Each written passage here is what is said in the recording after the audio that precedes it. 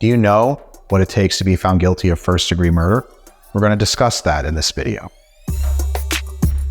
Hi everyone, Attorney Joe McPeak with Virtuoso Criminal and DUI Lawyers.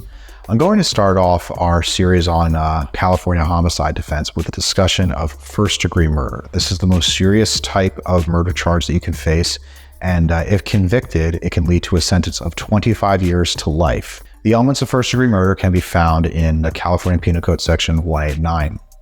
First-degree murder under this subsection is defined in a couple of different ways, and I'm going to talk about these other ways like murder by torture or murder by weapon of mass destruction maybe in other videos, but for now I'm going to talk about the type of first-degree murder that a lot of us may have already heard of. This is first-degree murder with premeditation.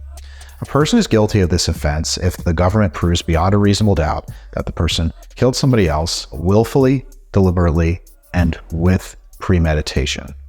Now, the last part is subject to a lot of argument, not just in the courtroom, but also, I think, among everyday people, like what really counts as premeditation. Premeditation can be disputed in many different ways. California courts have held, for example, that if you're being provoked and you kill somebody after certain types of provocation, that might negate the element of premeditation. The California jury instructions also clarify that an action that is done rashly without planning is not done with premeditation.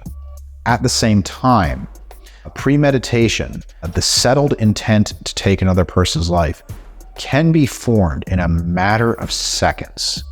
It doesn't necessarily take a lot of calculated, careful planning in advance, although those situations would qualify as premeditation. Premeditation can form really at the drop of a hat. A person can form that intent very, very quickly. That creates some sort of disconnect for some people. Well, hold on, if that's formed so quickly, wouldn't that be rash? Yeah, I mean, your attorney might have a good argument about this at trial or through negotiating the case, but you have to understand that in defending a first-degree murder case, it doesn't suddenly become second-degree murder or manslaughter just because the intent to kill might have happened very quickly. Premeditation can actually happen in the heat of the moment. So, for example, if somebody fires a gun using presumably deadly force in a really short matter of seconds, well, that can actually count as premeditation. A jury would be allowed to come back with that verdict if they think that's what's in the defendant's mind after hearing all of the evidence. At the same time, in a trial like that, where there is a lack of planning and the killing does happen, in a matter of seconds, you and your defense lawyer probably at least have an argument to present to the jury that this is not actually done with premeditation.